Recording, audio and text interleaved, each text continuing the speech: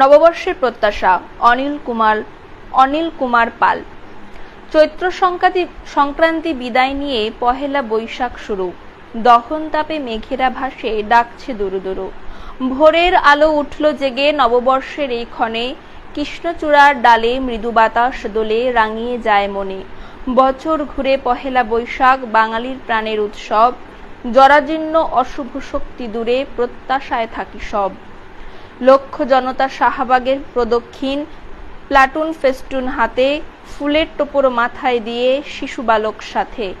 অবাঙালিরা সামিল হয়েছে নববর্ষে, জাতিভেদ নাই দেশে। দুঃখ গ্লানি যায় ভুলে, আছি সুন্দর বেশে। লাঠি খেলার প্রচলন বাংলাতে, মন করে হরণ। উৎসুক জনতা চারিদিকে ঘিরে করেছে অবলোকন। নববর্ষে স্নেহের প্রতিবন্ধন অটুট, বাঙালি সংস্কৃতি থাকুক। আগামীর দিনগুলো উজ্জ্বলতায় ভরে সুন্দর জীবন কাটুক। কবি নববর্ষের একটি সুন্দর কবিতা লিখেছেন। আমাদের বাঙালির নতুন বছরের সূচনা এবং তার জন্য যে নতুনভাবে সেজে ওঠা বাঙালি এবং লাঠি খেলা, গ্রামীণ ঐতিহ্য, সৌন্দর্য, তার কবিতা খুব সুন্দরভাবে উঠে এসেছে এবং জাতি ধর্ম নির্বিশেষে সকলেই এই উৎসবে সামিল হন।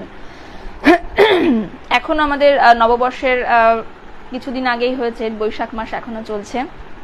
তো আবার সকলকে জানাই তাদের প্রত্যেকে নতুন বছর খুব ভালো কাটুক। আমি কবিকে অনেক ধন্যবাদ জানাবো। কবি অনিল কুমার পালকে।